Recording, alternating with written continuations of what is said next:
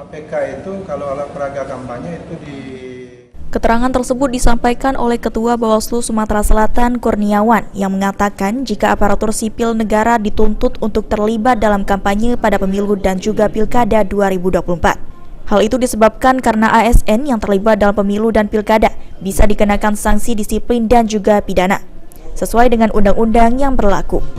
Ada sanksi disiplin yang itu akan direkomendasikan oleh Bawaslu ke Komisi Aparatur Sipil Negara. Nah, kalau terkait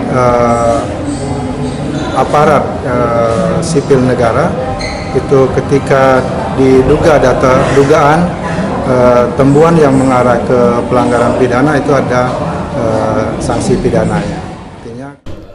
Bentuk-bentuk larangan ASN dalam terlibat kampanye yaitu menggunakan atribut atau simbol peserta pemilu, serta juga dilarang mengetek salah satu peserta pemilu.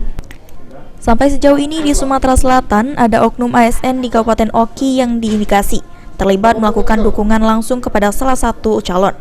Dan hal itu telah diproses lebih lanjut oleh Bawaslu Kabupaten Oki. Firman Hidayat, PAL TV.